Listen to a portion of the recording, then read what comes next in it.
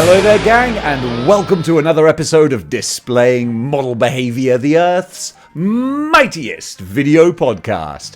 So take off your pants, crack a beer, and let's talk about the nerdy news that you need to know about. It's the only news that matters. It's good news. And as you know, we are in the month of September, which is my Patreon pledge drive month. So if you'd like to support the show, you can go over to Patreon, where you will have a brand new action figure review for every day in September. So September 1st, we had Loose Collector's Mr. Hyde. Then we had nothing because I ran out of time. But today we're going to get a double drop with Blade Master Wang and also Marvel Legends The Blob. And not only that, but you get the second half of every episode of Good News on Patreon as well. The free section on YouTube is going to be all the action figure news. That ain't going nowhere. But then you get a second part, which is all about pro wrestling, video games, comic books, all points in between. Custom, corner, cosplay, all that kind of good fun stuff. I checked the YouTube analytics, and most people stop watching when I finish talking about action figures. So I thought if I'm going to talk about the other stuff, I might as well put it as a thank you on Patreon.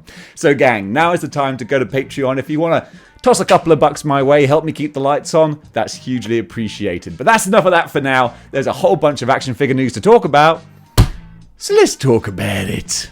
First up, in Marvel Legends news, the countdown towards the HasLab has begun, and it's kicked off in a fun kind of way. We have got 3 images that are teasing the roadmap towards September 8th, when there's going to be a Hasbro Pulse live stream, which we can only assume is when they're going to reveal the HasLab. Because we've got 7 pictures to look forward to. We've had 3 already. All of them have been Avengers themed, with a little dash, a little sprinkle of Ultron in each and every one of them. Of course, who made Ultron? Boom, Henry Pym. What's the big rumor? That we're going to get a Giant Man HasLab. So all the signs are pointing in that direction. I'm really excited to see what they do, because the general consensus is we all want a Giant Man, but can Giant Man alone justify being a HasLab? I don't know. So I don't know what the mad scientists at Hasbro have cooked up, but I'm really excited to see what it might be. They need a win, and this could be a big one. Let's see, but I'm going in with high hopes, fingers crossed, and good expectations. Hopefully on September 8th, we're going to get some good news. And there'll be some good news on good news, because you know, whatever they show us, you're going to hear about it here first. After you actually hear about it first from Hasbro. You kind of get the reheated leftovers from me, but you get my own little flavor under it. So that's why you keep coming back. And speaking of Marvel Legends, we got 2 re-releases as well. Let me bring these up here. A couple of Target exclusive figures, which, I mean, the original ones weren't necessarily Target exclusive, I don't think. Was Moon Knight a Walmart exclusive?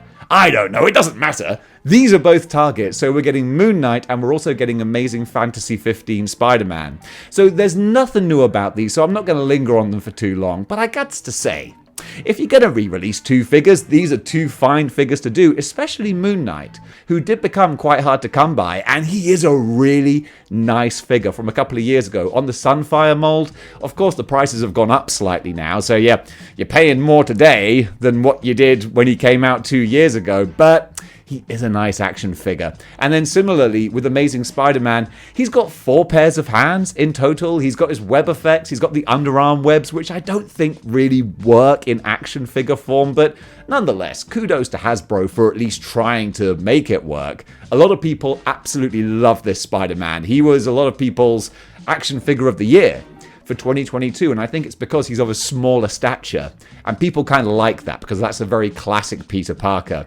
For me personally, I prefer a more generic one with the blues and the red spider on the back, but if you want to go for this kind of very, very retro look, I can see the appeal. So gang, those are both available at Target, $25.99, keep an eye out for them, and I think that does it for Marvel Legends, at least for today.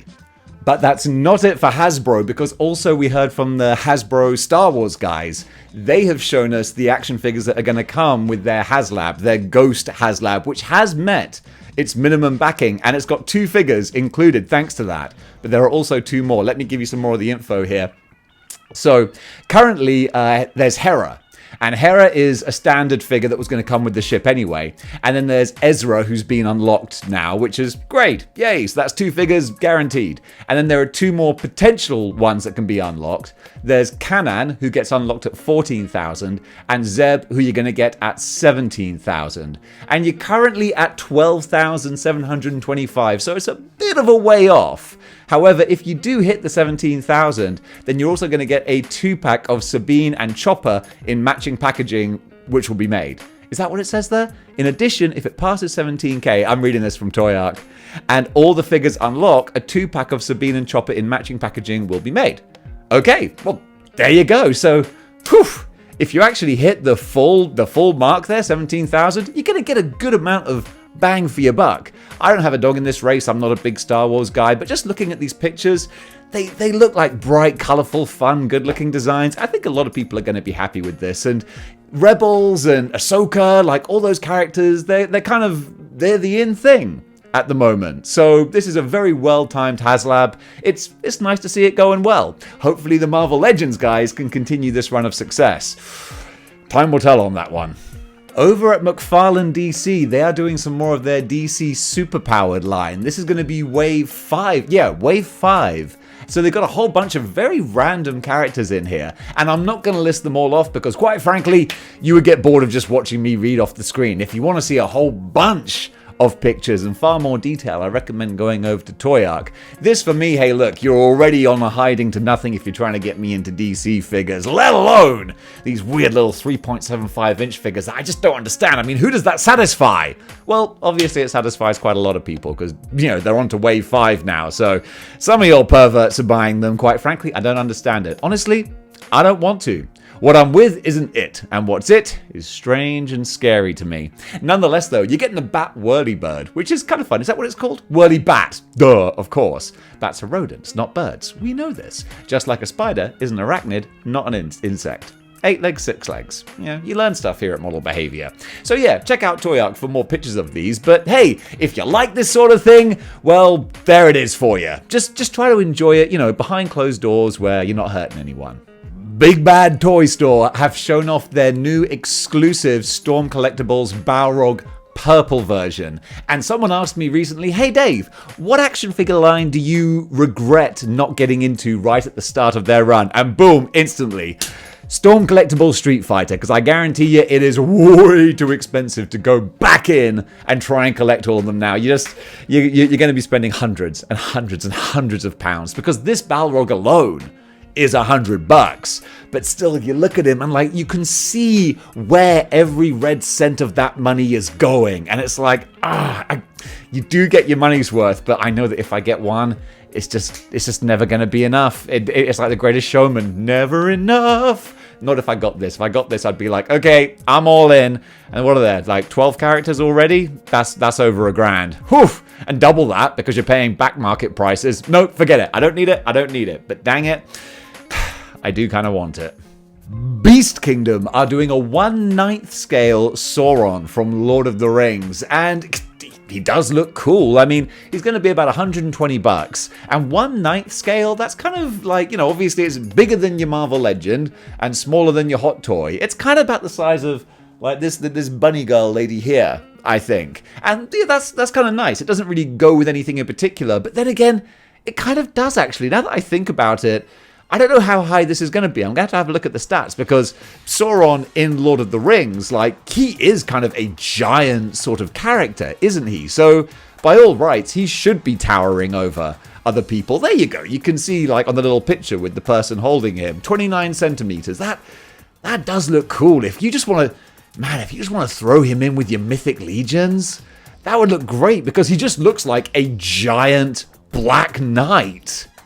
Dude, that's really cool, actually. I like that. Okay, I got to say, Beast Kingdom, I won't get him, but I do appreciate the look of him. That looks badass. Higher Toys are going back to Star Trek with their Spock Prime figure. So this is the original timeline Dr. Spock. Going to be about 4 inches tall and about $25. I made a mistake. on a previous episode where I referred to Spock as Dr. Spock. Well, at least a lot of people thought that I made a mistake. And they corrected me in the comments. They were like, Dave, I believe it's Mr. Spock. You're thinking of Dr. McCoy. To which I replied to you, did you not know that Spock has a PhD in thugonomics? Word life. Yeah, only basic thugonomics. However, you try getting that degree. It's not easy. So give credit to Dr. Spock for what he has achieved in the Star Trek universe, alright? That's all I'm asking.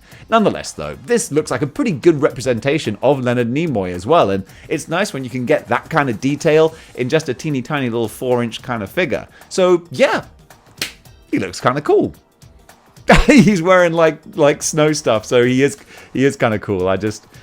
No, even I didn't find that funny. I'm sorry, let's move on. In the last episode, we showed the Game Dimensions Tekken 8 King figure, and a lot of people were like, ugh, don't know about that. And I kind of agree. However, we've also got Jin Kazama here. I think that's it, isn't it? It's Kazama, yeah. And he looks better, I think. Certainly his wrists don't look as egregiously weird. And then you got the nice accessories with the round 2 and the hands and the lightning.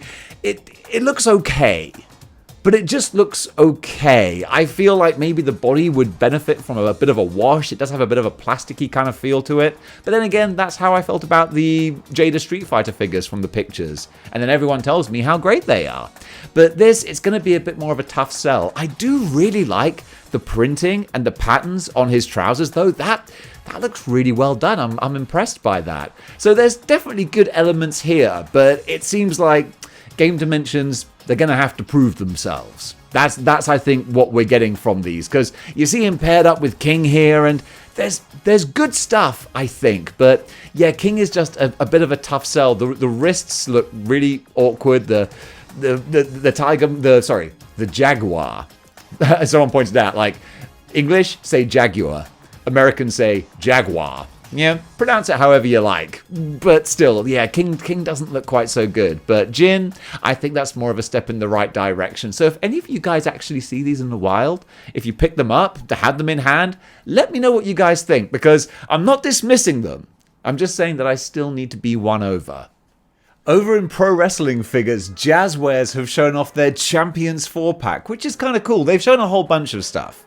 But this is one that really caught my eye. I like that this is a full complete package with nearly all the titles besides the tag and, well, actually there's so many titles in AEW, there's quite a few that are missing, but these are 4 of the big boys right here. And as a 4-pack collector's set, this looks nice, available on Amazon exclusively for $80. So $20 a pop.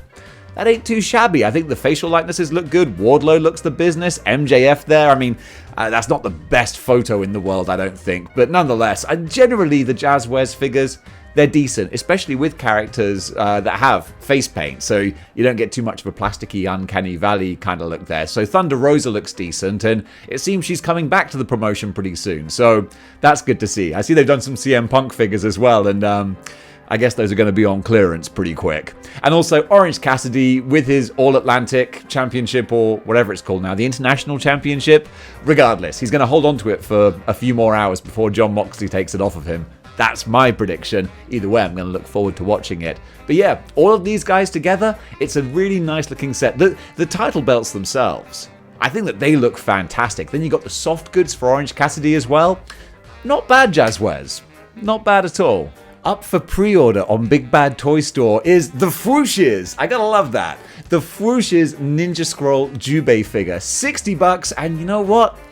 It's a nice looking figure with a lot of accessories as well. I think it's really cool to see the Froosh putting out and making action figures. That's living the dream right there, and it seems like more and more people are doing it. Will there ever be model behavior action figures? Well, yeah, if someone more talented than me wants to make them, that'd be great. I'll slap my name on them. Will they potentially be a fire hazard or something? Maybe, I don't know. We'll find out. We'll deal with that when it comes. Nonetheless, though, I'll sign my name and likeness and rights away to anything. It's just all about the merchandise, you know. By the way, these are available at teespring.com. Check the link in the description below. Man, this merchandising thing's easy.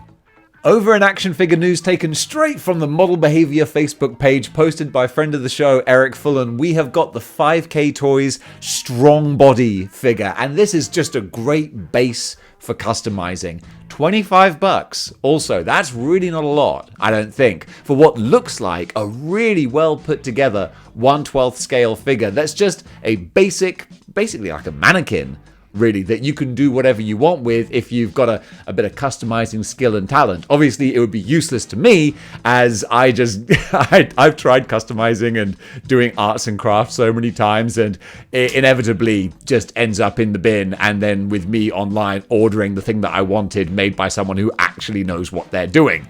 Nonetheless, though, if you have even a thimbleful of skill, you could probably do something quite nice with this guy, who has a whole bunch of hands, a great just generic body you can do anything with, wax some blue stuff, some putty on there, bit of paint, a bit of dry brushing, whatever it is that you nerds do. I don't know.